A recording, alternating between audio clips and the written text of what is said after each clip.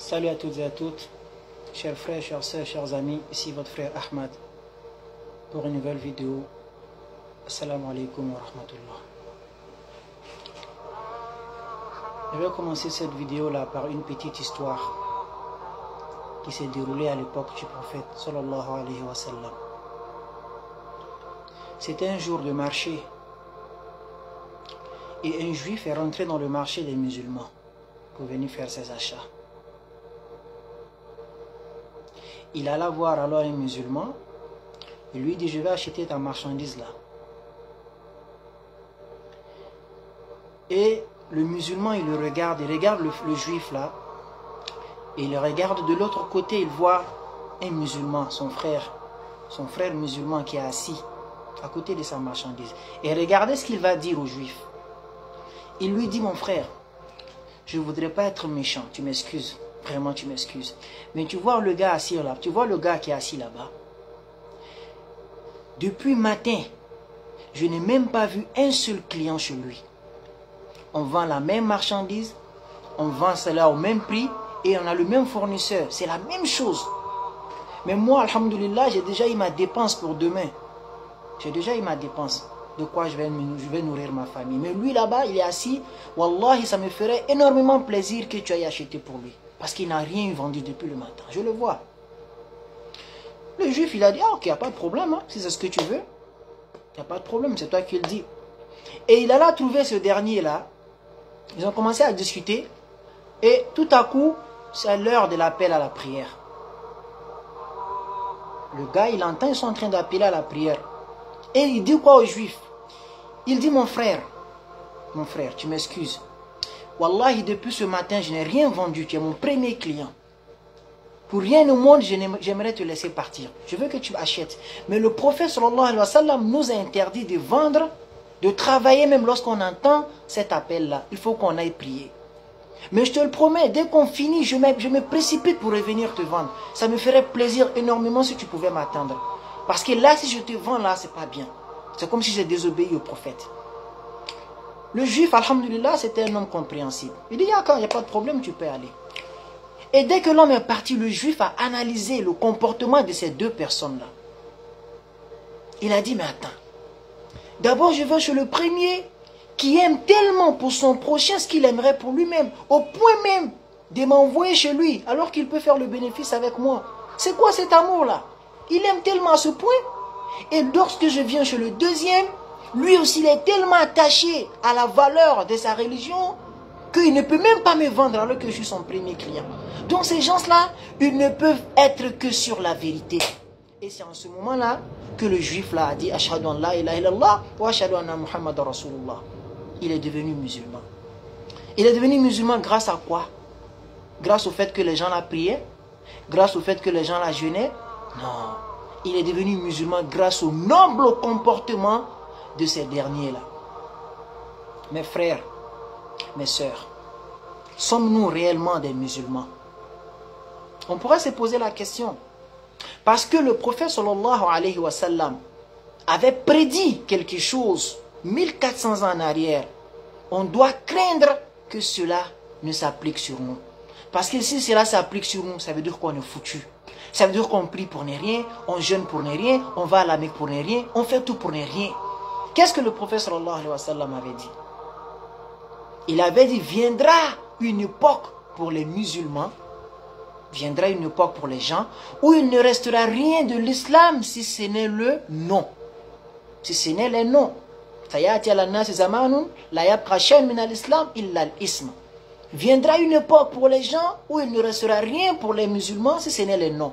Tu verras les Ahmad, les Ibrahim, les Zainab, les Mahmoud, les Fatima. C'est les noms musulmans. Quand tu entends leur nom, c'est des musulmans, mais ils n'ont rien à voir avec l'islam. À cause de leurs sales caractères. Et il a dit encore que tu verras aussi le Coran, il ne restera rien du Coran si ce n'est l'écriture. Voilà min al-Quran illa rasmu. Tu verras dans le Coran, ce n'est que l'écriture qui restera. Ce verset-là, ce hadith-là, cette parole, on pourrait l'interpréter de deux façons. La première interprétation, c'est que le Coran sera là, mais les gens ne vont même pas le lire. Les gens vont prendre le Coran pour décorer leur maison. Aujourd'hui, il y a combien de musulmans qui mettent le Coran dans leur maison, sur un plafond, ou sur le... déposé quelque part là, rempli de poussière. Ils font 6 mois, 1 mois, 5 semaines, etc. Ils ne lisent jamais le Coran. Ils ont le temps pour tout. Toutes leurs applications, ils vont consulter cela au quotidien. Ils vont s'informer de tout ce qui se passe dans la cité, mais ils n'ont même pas le temps d'ouvrir le Coran, même si c'est 10 minutes par jour. Ils n'ont pas le temps. Donc il ne restera rien du Coran si ce n'est les textes. Ou encore on pourrait interpréter ça en disant que il ne restera rien du Coran si ce n'est les textes. C'est que les gens vont lire le Coran, mais ils ne vont même pas l'appliquer. Aujourd'hui, il y a des concours internationaux quand tu entends le Coran. Mais qui? Combien de... Est-ce que si les musulmans appliquaient le Coran au sens propre du terme, on allait se retrouver avec ce type de comportement-là? Et le prophète sallallahu alayhi wa sallam aussi dit aussi que les mosquées seront pleines à craquer des gens dépourvus de guidance. Ça veut dire que les mosquées seront remplies quand tu vois le vendredi. Les gens se bousculent même pour sortir. Mais les gens sont dépourvus de guidance. Roussa ou Mkaroussa ou Seil. C'est une chose, c'est un nombre complètement inutile. Mes frères, sommes-nous réellement des musulmans? Il faudrait qu'on se pose ce genre de questions. Regardez le comportement que nous avons adopté aujourd'hui et comparez cela au comportement des musulmans de l'époque. D'autant plus qu'Allah même nous dit dans le Coran qu'il y a des gens qui disent qu'ils sont musulmans, mais ils n'ont rien à voir avec l'islam. Même le Coran le confirme. وَمِنَ النَّاسِ مَنْ يَقُولُ آمَنَّا بِاللَّهِ وَبِالْيَوْمِ الْآخِرِ وَمَا هُمْ بِمُؤْمِنِينَ. Il dit, il y a des gens, ils disent nous croyons en Dieu et au jugement dernier, mais وَمَا هُمْ بِمُؤْمِنِينَ. Wallahi, ils n'ont rien à voir avec le croyant. C'est pas moi qui le dis, c'est le Coran. Et quand quelqu'un dit qu'il croit au jour du jugement dernier, c'est parce qu'il est avec les musulmans, il prie, il fait tout. Mais Allah dit, وَمَا هُمْ بِمُؤْمِنِينَ. Ce ne sont pas des musulmans. Et puis encore il dit, يُخَادِعُونَ اللَّهَ وَالَّذِينَ آمَنُوا. Eux, ils croient qu'ils peuvent tromper Dieu et les croyants. وَمَا يَخْدَعُونَ إِلَّا أَنفُسَهُمْ وَمَا يَشْعُرُونَ. Mais ils ne font que se tromper eux-mêmes sans le savoir. Mes frères, sommes-nous réellement des musulmans? Regardez tous les sales comportements que nous avons réussi à adopter de nos jours. Tout ce que les non-musulmans font, on le fait. Si vous voyez un musulman en train de se priver de quelque chose, ce n'est pas pour Allah. C'est parce que s'il le fait, peut-être les autorités vont le mettre en prison. Si c'est pour Allah, tout ce qui Allah interdit, on le fait. Quand vous allez dans les boîtes de nuit, ce sont les non-musulmans avec les musulmans que vous retrouvez là-bas. Quand vous voyez nos filles s'habiller, elles s'habillent comme les non-musulmans. Elles se coiffent comme les non-musulmans. Elles vont dans les maquis comme les non-musulmans. Elles vont fumer la chicha comme les non-musulmans. Des filles dépourvues de guidance, comme le prophète sallallahu alayhi wa sallam avait dit. Ce qui est le comble, c'est que tu vois d'autres filles prendre le voile, mettre sur leur tête. Ah, le voile, c'est ma vie, je choisis. Alors que tout le bas, c'est un truc sexy. Toi, tu as compris quoi dans le fait du voile? Subhanallah. Il est préférable pour toi de mettre une robe bien, et enlever le voile que de mettre un voile sur un pantalon sexy, ma soeur. Tu fais quoi comme ça? Qu'est-ce que toi, tu as compris de l'islam? Qu'avons-nous compris de l'islam, mes frères? Il faudrait qu'on fasse attention à nos comportements. Allah nous dit dans le Coran, وَقَدِمْنَا إِلَى مَا عَمِلُوا مِنْ عَمَلٍ فَجَعَلْنَاهُ هَبَاءً مَنْصُورًا. Il y a des gens qui viendront au jour du jugement dernier avec toutes sortes de bonnes actions. On va tout regarder. C'est de bonnes actions. Ils priaient, ils jeûnaient, ils faisaient ceci, cela. Mais on فَجَعَلْنَاهُ هَبَاءً مَنْصُورًا. Allah dit, moi je vais transformer tout cela en de la poussière. Ça va être comme de la poussière éparpillée, complètement inutile, et la personne sera châtiée. Pourquoi? Parce que tu crois que la prière, le jeûne, le ramadan font de toi un musulman lorsque tu as les pires des comportements. Tu détestes même ton prochain. Tu n'es même pas prêt de voir quelqu'un pauvre sans le dénigrer. Parce que pour toi, les pauvres, c'est des paresseux. Parce que toi, tu es un entrepreneur. Tout le temps, tu es entre deux vols, tu voyages. Tu as des belles voitures, tu fais tout. Tu crois que les pauvres, c'est des paresseux. Et Allah même te dit dans le Coran, Wala yahuddu ala tu'amil miskin. Parmi les gens qu'il a maudit dans le Coran, il a dit qu'ils ont un dur châtiment. Il a dit, Wala yahuddu. Ces gens-là, yahuddu ala tu'amil miskin. C'est-à-dire, ils ne pensaient même pas à nourrir les pauvres. Quand ils voyaient les pauvres, ils étaient dégoûtés.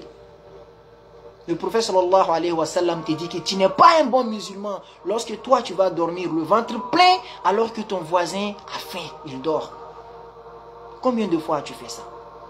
Tu peux prendre des millions, faire tes projets, c'est ta vie, alhamdulillah. Mais toujours il faut penser au fait que tu es musulman, tu vas rendre des comptes et tu dois être différent de ceux qui ne croient pas en Dieu.